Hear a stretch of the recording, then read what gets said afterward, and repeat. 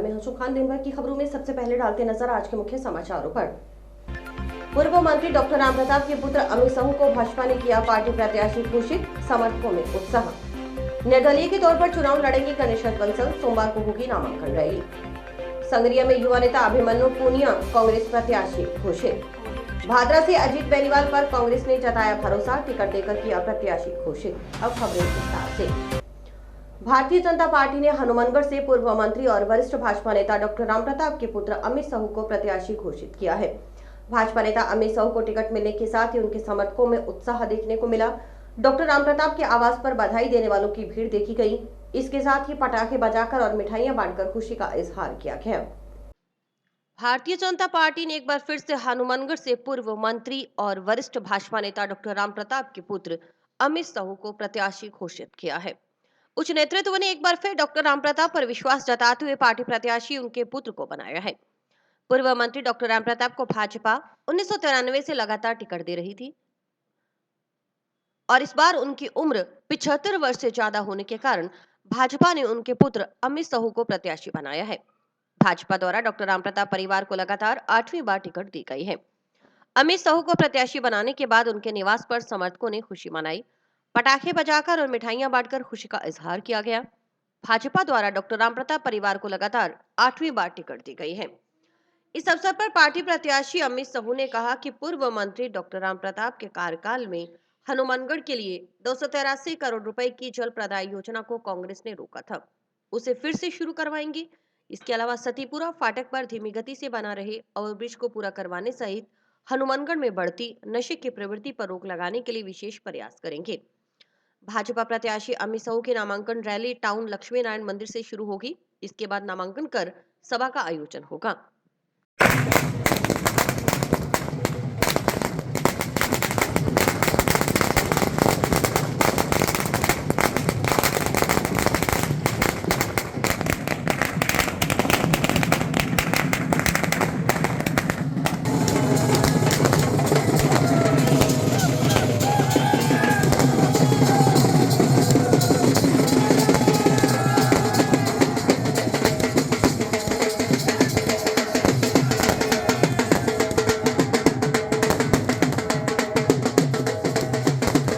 मैं भारतीय जनता पार्टी केंद्रीय नेतृत्व और प्रदेश नेतृत्व का बहुत बहुत आभारी हूँ। मेरा पूरा परिवार आभारी है जिन्होंने हम पे लगातार विश्वास 1993 से लेकर लगातार वो विश्वास जता रहे हैं और डॉक्टर रामप्रताप जी उनके विश्वास पे खरे भी उतर रहे हैं।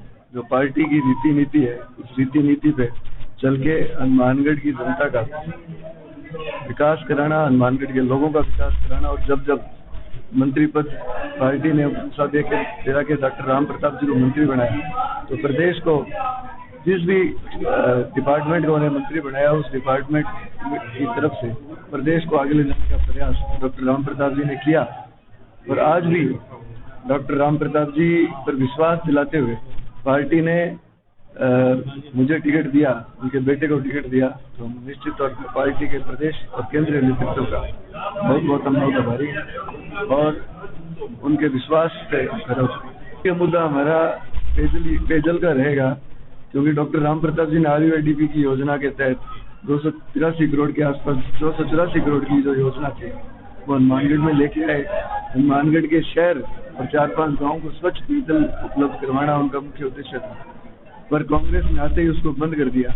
साथ ही साथ उन्होंने अपने टाइम में सतीपुरा ओवरब्रिज का निर्माण शुरू करवाया था, जो आज भी कछुआ चाल से चल रहा है। उसको जल्दी से जल्दी, शीघ्र से शीघ्र उसको पूरा करने का रिंग रोड के लिए हम लोग प्रयास करेंगे, जिससे कि हनुमानगढ़ शहर में जो दोनों शहरों में ट्रैफिक व्यवस्था चरमरा जाती है, उसको हम लोग दुरुस्त कराने का प्रयास करेंगे। साथ ही साथ जो मेरा पर्सनल मुख्य मुद्दा रहेगा हनुमानगढ़ के युवाओं के लिए रहेगा कि इस हनुमानगढ़ को जो चिट्टे पिछले 5 साल में चिट्टे और मेडिकल नशे की गिरफ्त और चुंगल में हनुमानगढ़ आया है, उसको हम इस हनुमानगढ़ को निजात दिलाने का प्रयास करेंगे। हनुमानगढ़ में भाजपा और कांग्रेस दोनों ही पार्टियों द्वारा उम्मीदवारों की घोषणा करने के साथ ही दोनों ही बड़ी पार्टियों को लेकर प्रत्याशियों की तस्वीर साफ हो गई है। ऐसे में टिकट की दावेदारी जता रहे सभापति गणेश बंसल ने निर्दलीय प्रत्याशी के तौर पर चुनाव लड़ने का ऐलान कर दिया। चुनावी मैदान में ताल ठोकते हुए बंसल ने अग्रसेन भवन में सभा का आयोजन किया और चुनाव लड़ने का ऐलान करते हुए अपनी बात रखी। जंक्शन के अग्रसेन भवन में हुई सभा में निर्दलीय के तौर पर सभापति गणेश बंसल के चुनाव मैदान में डटे रहने का ऐलान हुआ। बंसल समर्थकों ने सभा में टिकट न मिलने पर नाराजगी जताई। पार्षद सुमित रणवा ने बताया कि गणेश बंसल सोमवार को निर्दलीय के तौर पर नामांकन दाखिल करेंगे। नामांकन रैली सभा स्थल सुभाष चौक से शुरू होकर अग्रसेन भवन पहुंचेगी। उसके बाद नामांकन किया जाएगा। रणवा ने कहा कि टिकट जनता की होती है, जनता जिसे चाहे उसकी टिकट तय करती है। आज गणेश जी बंसल के समर्थन में कार्यकर्ताओं की बैठक ली गई है। जैसा कि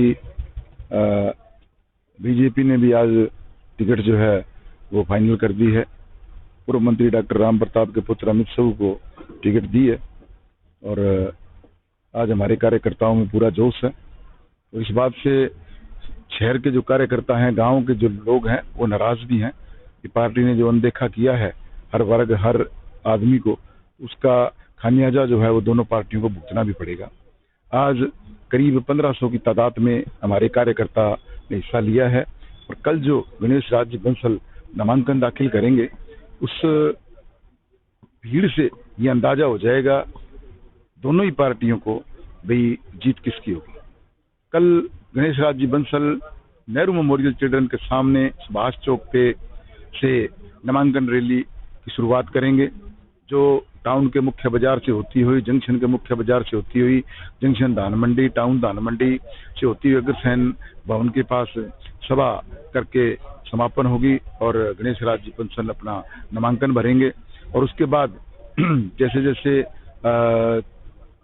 चुनाव जो है वो नजदीक आएंगे, चुनाव का दौर शुरू होगा और लोगों और कार्यकर्ताओं को कह दिया गया है कि डोर टू डोर जाके हमने ये बताना है कि गणेश बंसल ने क्या किया है।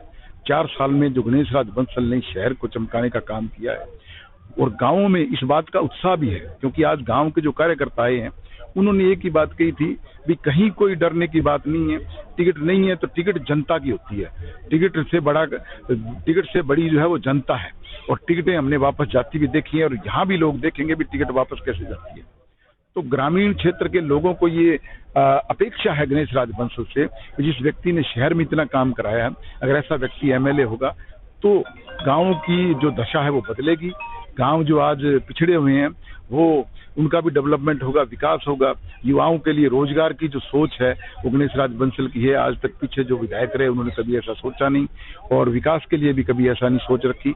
और इस आदमी की जो सोच है बड़ी लंबी है अपनी विधानसभा क्षेत्र के लिए, अपने शहर के लिए। कांग्रेस उम्मीदवारों की छठी सूची घोषित हो गई। छठी सूची में 23 नाम हैं, जिनमें 11 नए चेहरों पर कांग्रेस ने दांव खेला है।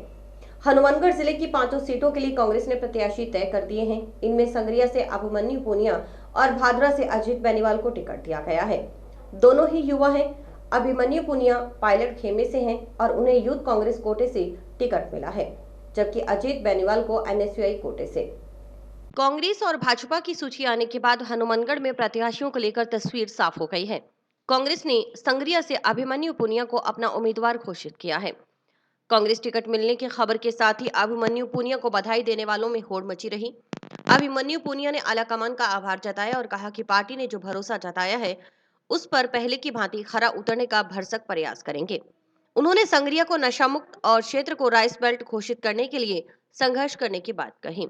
पूनिया ने कहा कि इलाके की समस्याओं का समाधान उनकी प्राथमिकता रहेगी। युवाओं को अच्छी शिक्षा मिले, रोजगार मिले, इसके लिए संसाधन मुहैया करवाने के प्रयास करेंगे। वहीं सबकी नजर कांग्रेस नेत्री शबनम गोदारा के फैसले पर भी टिकी हुई है। टिकट के फैसले की खबर सुनते ही समर्थक शबनम गोदारा के टिब्बे स्थित आवास पर पहुंचने लगे। विचार विमर्श जारी है।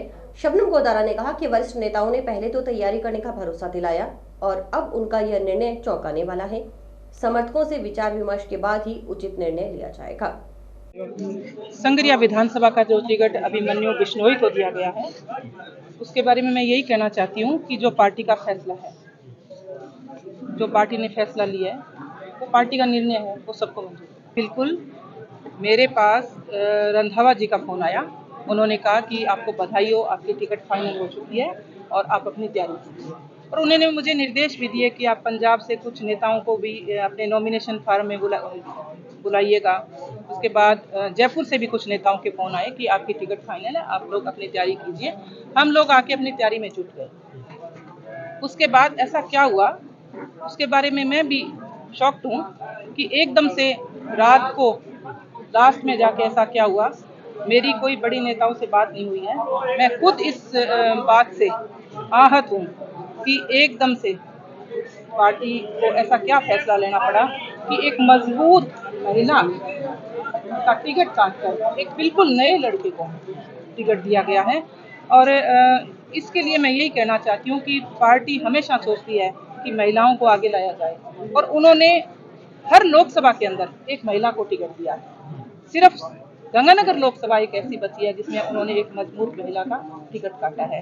बाकी जनता जो फैसला करेगी वो फैसला हमें मान्य होगा, और जो भी फैसला जनता मुझे कहेगी मैं संगरिया विधानसभा की जनता के साथ। अभी हम लोग सब लोग मिलके आप देख रहे हैं कि हम लोगों ने मीटिंग की है, और लोगों के जो व्यू निकल के आए हैं उसके अनुसार ही हम लोग शाम को ये फैसला जो है लेने का काम करेंगे। और मैं भी लोगों को ये समझाने का काम करूंगी कि जो पार्टी ने फैसला लिया है हम लोग उसके साथ हैं। जैसा कि सर्वे के आधार पे कोई बात हो तो मुझे लगता है कि जितना अच्छा सर्वे मेरा था उतना सर्वे अच्छा किसी भी और जो टिकट मांग रहे थे उनका किसी का भी नहीं था। लेकिन कुछ चीजें ऐसी हैं कि मजबूती भी दरकिनार की गई, महिला भी दरकिनार की गई, और सर्वे भी दरकिनार की गई। और मैं अभी ऐसा कुछ भी कहने में मैं नहीं कहना चाहूँगी, क्योंकि मेरी कोई भी बड़े नेता के साथ अभी बात नहीं हुई है कि वहाँ क्या हुआ, इसके बारे में मुझे कोई भी जानकारी नहीं है। लेकिन लास्ट मोमेंट पे किसने क्या किया मैं अभी कुछ कहने की स्थिति में नहीं। अब मैडम डोटासरा ने बड़ी सभा में आप उनके नामांकन में थे, उन्होंने वहां से आपका नाम अनाउंस किया। जी बिल्कुल। और आपको क्या लगता है फिर पार्टी आला हाईकमान में कहाँ मिसकम्युनिकेशन था कि उन लोगों को यहाँ तक नहीं पता था? मैंने आपको पास 2-3 पार्टियों के ऑफर आए हैं, बीएसपी से भी आया है, जेजेपी से भी आया है, लेकिन मैं ये फैसला जनता पे छोड़ूंगी। वहीं भादरा में अजीत बेनीवाल को टिकट मिलते ही समीकरण को लेकर चर्चाएं शुरू हो गई हैं। आपको बता दें कि अजीत बेनीवाल भाजपा प्रत्याशी संजीव बेनीवाल के चचेरे भाई भीम सिंह बेनीवाल के बेटे हैं। भीम सिंह बेनीवाल इनेलो टिकट पर चुनाव लड़ चुके हैं। इस तरह कांग्रेस ने बेनीवाल परिवार को टिकट देकर सियासी दांव खेला है। वहीं इससे पहले कांग्रेस के भादरा में अपना उम्मीदवार खड़ा न करने की चर्चाएं भी होती रही, जिस पर विराम लगाते हुए पार्टी ने अपना प्रत्याशी घोषित कर दिया है।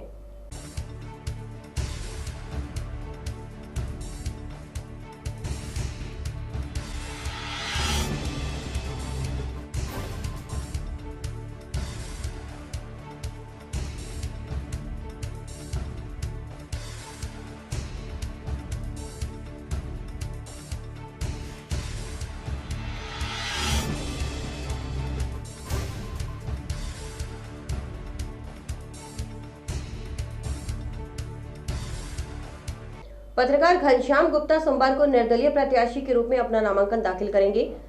नोहर जहाज वाली हवेली के पास स्थित विवेक आश्रम से अपने समर्थकों के साथ जुलूस के रूप में रवाना होंगे। शहर के प्रमुख मार्गों से होते हुए तहसील कार्यालय पहुंचेंगे, जहां निर्वाचन अधिकारी के सामने अपना नामांकन दाखिल करेंगे। घनश्याम गुप्ता कल निर्दलीय रूप में अपना नामांकन प्रत्याशी फार्म भरूंगा।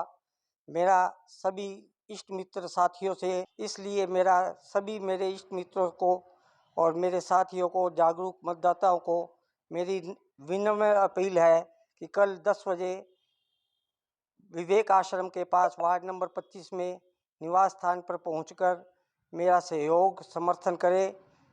मैं आशीर्वाद देवे। मैं आपके जनता के हित के लिए निर्दलीय रूप से चुनाव लड़ रहा हूं। जनता का पूरा सहयोग मेरे साथ मुझे मिले, जिससे मैं आपकी आवाज़ बन सकूँ, 5 साल आपके काम आ सकूँ और आपके लिए संघर्ष करके आपकी कोई भी संघर्ष में हर जगह मैं शामिल हो सकूँ। मेरा निवेदन है कल ज़्यादा से ज़्यादा संख्या में सुबह 10 बजे वार्ड नंबर 25 विवेक आश्रम के पास पहुंचकर मुझे आशीर्वाद देवें। एसडीएम दिव्या चौधरी ने पटाखा वितरण केंद्र का निरीक्षण किया। वितरण केंद्र में एसडीएम ने व्यवस्थाएं देखी और केंद्र संचालकों से लाइसेंस और सेफ्टी मैनेजमेंट व्यवस्थाएं आदि के बारे में जानकारी ली। एसडीएम ने ग्रीन पटाखे रखने के निर्देश दिए। वहीं केंद्र संचालक के पास मौके पर स्टॉक रजिस्टर नहीं मिलने पर शाम तक स्टॉक रजिस्टर उपलब्ध करवाने के लिए एसडीएम ने निर्देश दिए। तो एंट्री तो दर्ज करते होंगे जब आप मंगवाते होंगे। हाँ जी, वो पक्के बिल तो उनसे स्टॉक बनाओ अभी,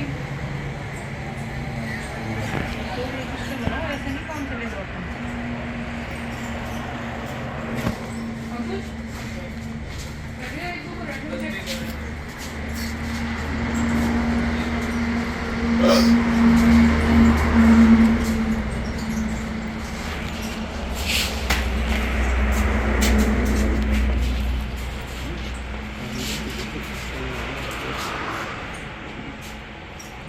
वही है जो यहाँ रखे थे अभी, उसमें से एक दो करना। दीपावली के त्यौहार को मद्देनजर रखते हुए जो पटाखा वितरण केंद्र जो है शहर में, आज हमने एक उस सेंटर पे विजिट किया है। तो सेंटर पे विजिट करके हमने जो लाइसेंस और सेफ्टी मेजर्स और क्या पटाखा जो ग्रीन पटाखा हैं वो ही हैं, ये इंश्योर करने के लिए आज हम लोगों ने विजिट किया है।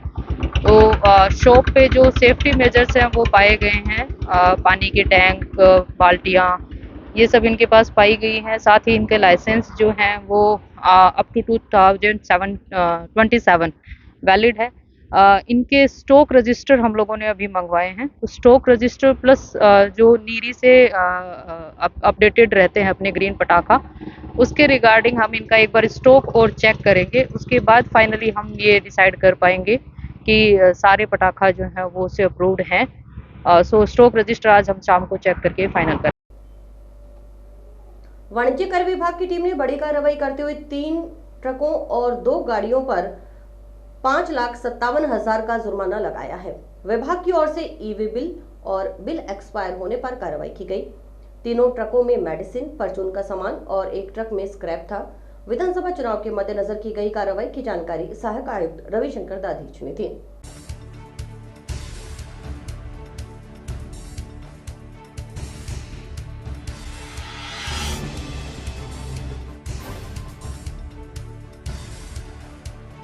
अभी श्रीमान अतिरिक्त आयुक्त प्रशासन श्री गंगानगर के निर्देशानुसार मोबाइल यूनिट का गठन किया गया है और उसके तहत हम एग्रेसिवली ट्रांसपोर्ट चेकिंग कर रहे हैं। इसके साथ चुनावों में भी सहायक व्यय पर्यवेक्षक के रूप में जो अतिरिक्त कार्यभार दिया गया है उसके लिए भी हम उसमें भी सेम काम करना है। तो उसी दौरान ट्रांसपोर्ट चेकिंग के दौरान जो ट्रांसपोर्ट के 2 ट्रक थे उनको चेक किया गया, तो उसमें कुछ बिल और ईवी बिल के मध्य अंतर पाया गया, जिस आधार पर उन्हें डिटेन किया गया। और पार्टी ने अपनी गलती मानते हुए लगभग एक ट्रक के अंदर 3,28,000 रुपए और दूसरे ट्रक में 72,000 रुपए की पेनल्टी जमा करवा दी और जमा करवा देगी, थोड़ी देर में रिलीज कर दिया। दोनों ट्रक जयपुर से हनुमानगढ़ आ रहे थे और उसमें एक में तो मेडिसिन थी जिसका ईवी बिल एक्सपायर हो गया था और दूसरे ट्रक के अंदर अलग अलग तरह का परचून का सामान था जिसमें रेडीमेड था, इलेक्ट्रॉनिक्स था, अन्य सामान थे। और इसके अलावा एक प्लास्टिक स्क्रैप का कैंटर था जिसमें ईवी बिल का अभाव था, उसे भी डिटेन किया गया था। उसमें 86,000 रुपए की पेनल्टी वसूली की गई है। इसके अलावा 2 डीजल की गाड़ियां भी मालारामपुरा थाने में और सदर थाने में पकड़ी हुई थी, जिनमें क्रमशः 36,000 रुपए और 35,000 रुपए की पेनल्टी जो हमारे डिपार्टमेंट द्वारा इम्पोज की गई पेनल्टी। और इसी के साथ समाचार समाप्त हुए। रोजाना देखते रहिए समाचार। नमस्कार।